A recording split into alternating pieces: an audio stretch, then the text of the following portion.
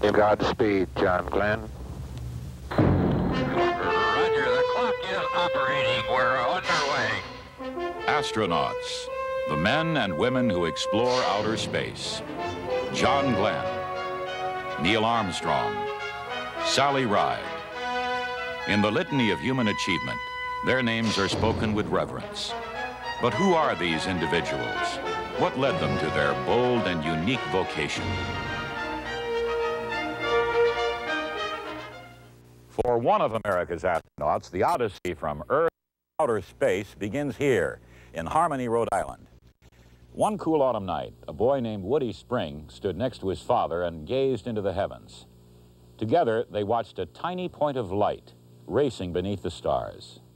For many, the appearance of the first man-made satellite was a moment filled with fear and uncertainty. But for the boy who would one day become astronaut Sherwood Spring, it marked the beginning of a new age and the key to his destiny.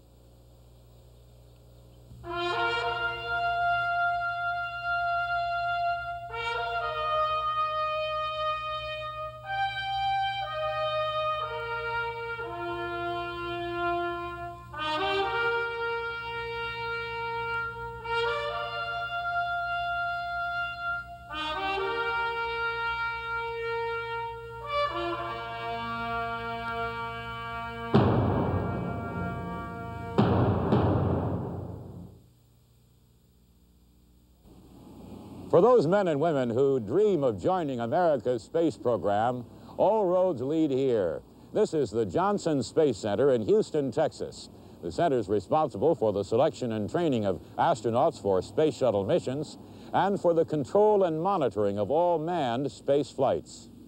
In May of 1980, after reviewing the credentials of hundreds of hopeful applicants, NASA chose 19 candidates for its astronaut training program. One of those select few was Lieutenant Colonel Sherwood Spring. I consider Harmony, Rhode Island, my hometown. I moved to Rhode Island when I was about 2 years old. I guess I spent 6 months in Chicago, too, before that, but I don't remember those times. I grew up in Cranston, went to Eden Park Elementary School, then Parkview Junior High. Spent the 9th grade at Henry Barnard in Providence because Ponagansett High School hadn't even been built at the time. But from the 10th grade on through, I grew up in Harmony, Rhode Island, and I remember that area very fondly. I think my folks had the greatest influence of any other single inputs. They're the ones that tended to require me to get good grades, to foster responsibility as I was growing up. I'd probably have to say that they're probably the most single large influence on my formation. 20 years ago, did you ever imagine that your son would be involved in such a great public event as never. this? No, certainly not. Never. Even when Sputnik went overhead and we saw it, we never thought of our son or... Well, I think he was adventurous and wanted to try things, wasn't afraid to fail. Oh, yeah, he talked primarily he would like to go into athletics. And then he also talked about he would like to be a pilot. He would like to fly. Now, he never mentioned military, because we never mentioned military, but to fly. And actually, as a kid, we had taken him up in some of the planes up in New Hampshire. You know, you get a $5 ride, and they always were asking for this, can we go up in a plane? Well, Dad, about the time I was in the 9th grade, Dad bought the place out in Harmony, and he set up a school for emotionally disturbed, mentally retarded children. It's called Harmony Hill School, and we started off very small. It's, right now it's 180 acres of nice wooded land, a couple ponds there, big old barn. Since then he's built a dormitory and then a few other things, and it's an operating school still. Did the fact that your parents operated a school mean that yours was a well-to-do family? Not at all. Not at all. No. Every cent was put back into the school. There wasn't a lot of extra money floating around at all. They started the business in 1959, and when we got there, several of the buildings had to be refurbished. All the windows were broken, pipes were frozen in the walls, so the family pitched in together, and we worked on all the buildings and painted and everything else for the first number of years. Yeah. I think if anybody looks back on their youth, there's not one single thing you think of. It was a nice rural area. People were close. You knew your neighbors. You were friendly with your neighbors, always willing to help. It's kind of interesting to see the way other people perceive the Yankees, as you will, kind of standoffish and maybe a little bit quiet, and I guess maybe we are. But once you get to know someone there, if they're a friend, they're surely a friend. 2 years ago, Woody came here. He came here not because he's an astronaut, but because he's just Woody. He wanted to come to see his old high school, to be here, to say hello. I think teachers in general like to have a student who is willing to try, willing to be there and do things with you. And Woody always seemed to be that kind of young man. Very likable. He became president of his senior class. He was, I think, elected to be the class flirt and things of that nature, which sort of told you what kind of kid he was. After graduating from high school, Woody entered the United States Military Academy at West Point. While I was there, he was very impressed. I remember he wrote home a few times and mentioned that he thought it was highly disciplined, as you would expect for West Point. He thought it curtailed his individual freedom at certain times. But I think he was proud to be there.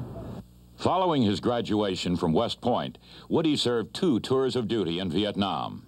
You know, Woody was on the gymnastics team at West Point, and I remember particularly there was one friend who I think had been captain of the team, I'm not sure, but a good friend of Woody's, and I remember he wrote home and one time and mentioned that that person had died in Vietnam, you know, and it affected him. He doesn't talk much about it. He was in that business. He's in the military. Did the Vietnam experience in any way color your attitude about military life? That's hard to say. I'm sure it had to have. I only know the attitudes that I've grown up with and had all along. It was not a nice experience. It was not a good war, if there is such a thing as a good war. But it was just another thing that I did as I grew up, as I went through that. Woody spent 3 years at Edwards Air Force Base testing helicopters for the Army, work which earned him the Army Meritorious Service Medal.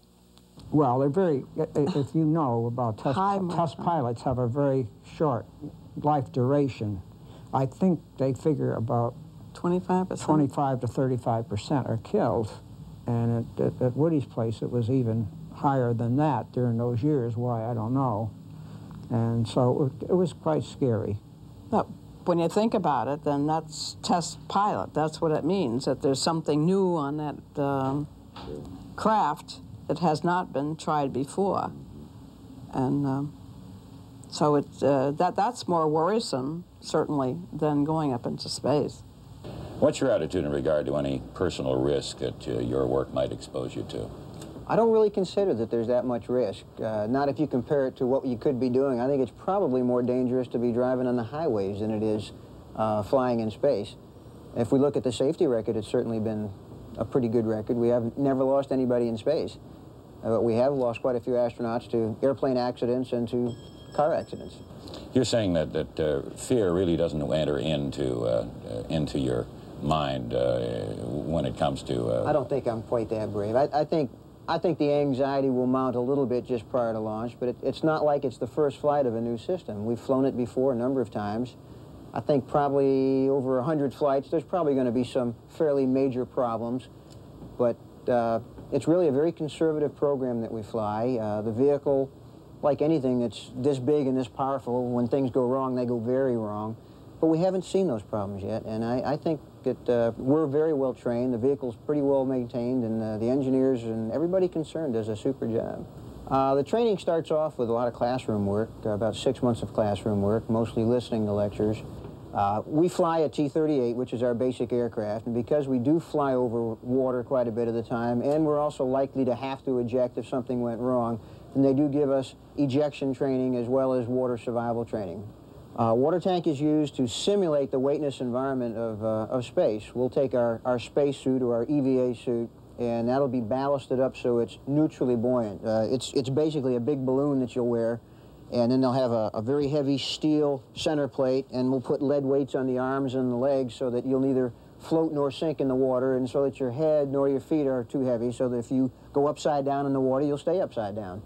And we're able to do the EVA tasks in the training tank there. We've got a complete orbiter mock-up underwater, and then Marshall Space Center has a complete mock-up that's something like 60 feet underwater, so that we can do space structures or even simulated launches from underwater if you have to. How do bubbles look over there, Willie? It looks real good, Bill. Safety divers, release shoulder strap. Release backpack from docking station. Woody, how you read? I got you loud and clear. Okay, very good. Divers, let's take the crewman to the 576 bulkhead and let him hook up his safety tether reel. And slowly.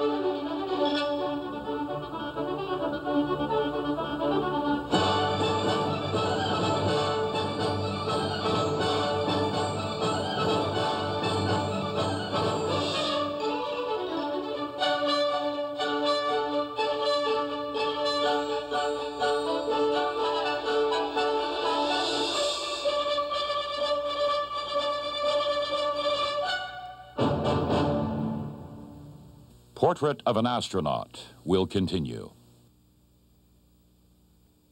Woody was married in 1974. His wife Debbie is an elementary school teacher and mother of their 2 children, Justin and Sarah. Remember what it was you first liked?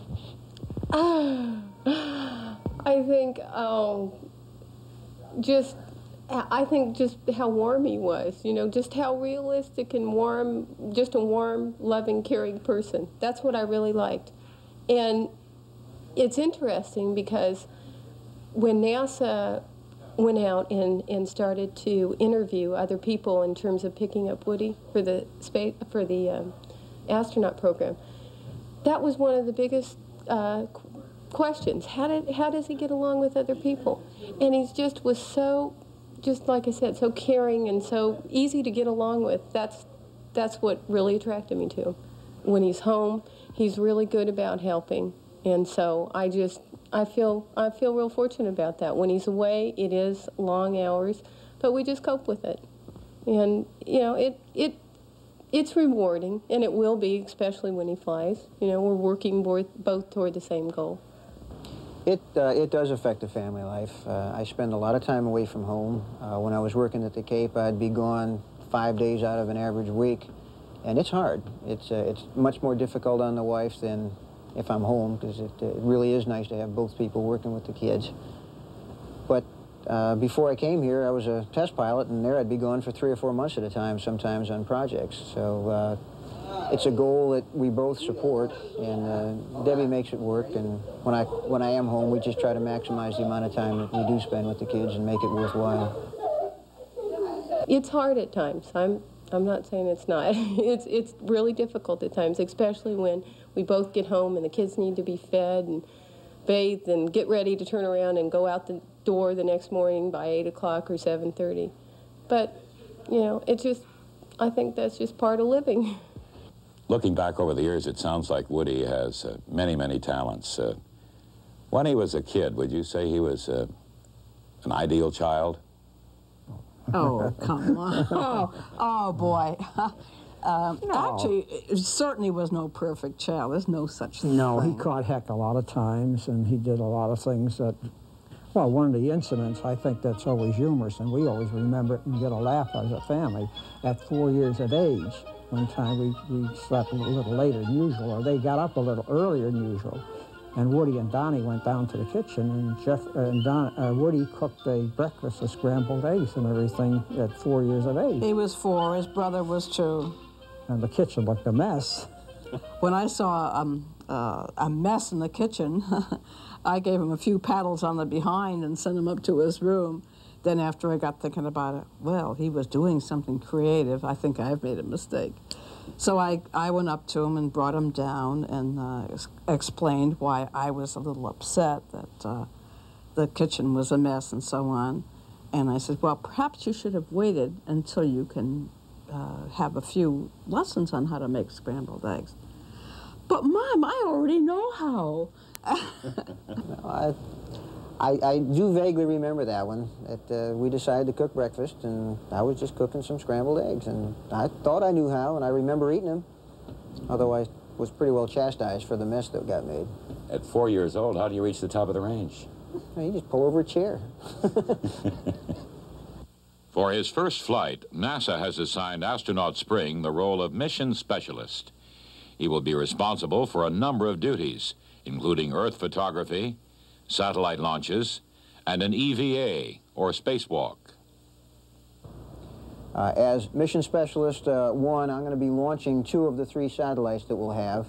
I'm also on the flight deck, just upstairs from here, for the entry phase. Mission Specialist 2 is the one that sits in the center between the pilot and commander and is kind of the flight engineer. And then Mission Specialist 3, in our case, is going to be launching one of the other satellites and working the remote arm. When the astronaut program first began, we saw white males only. Now that's changing. Blacks coming into the program and women. What's your feeling about that? I think it's about time. The space shuttle is not the extremely physical environment that the Apollo and the Mercury and the Gemini programs were. It's a fairly benign vehicle to fly in, and we can open up the program to people of all different physical capabilities and sexes. We've got a number of blacks in the program currently, a number have already flown. We've got a number of women, and they have flown, and they've done an outstanding job. There are no limitations that I'm aware of for anyone, sex, creed, color, or whatever, except the fact that they need to be in good physical shape and be capable of doing the job. This is my left computer interface, or keyboard. You've got another one there, and through those I am able to talk to the computers, my 5 computers, through these different cathode ray tubes. We've also got a 4th set up in the back that allows the mission specialist or whoever needs it on orbit to work it. For example, just one of the satellites that I'm launching has 5 different displays that go with it.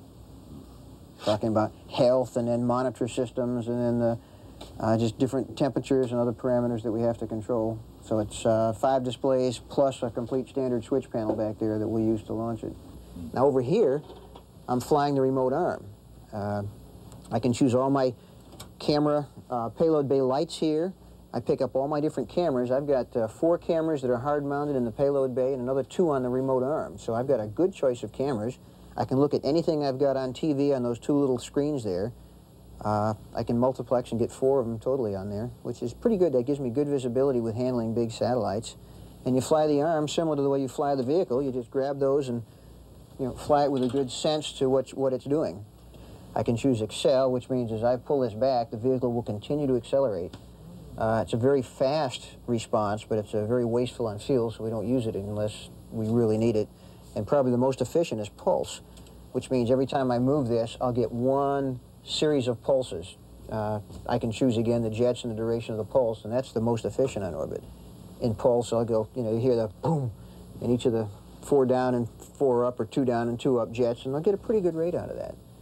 I got my attitude indicator here, and I can choose now to fly either in the -Z sense, looking up, or the -X sense, looking out. Because if I'm doing a rendezvous with another satellite, I look up through here, because I want to bring the payload bay into it, kind of like a scoop or a dump truck.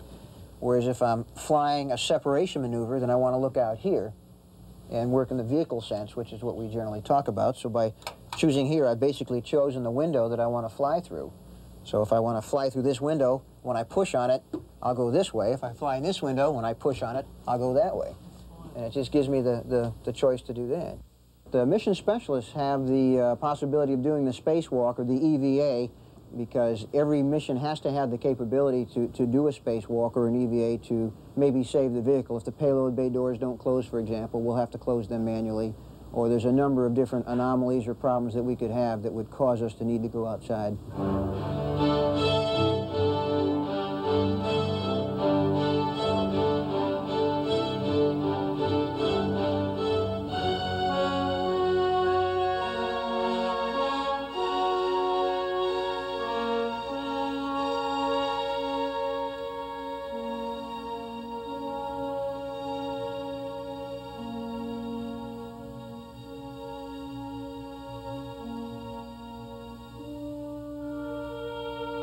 Well, you know, astronaut never existed when I was younger.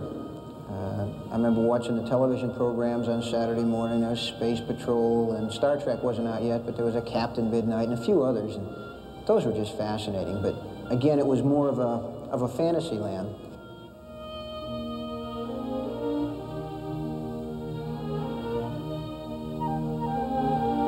But then when I was in high school, Sputnik got launched.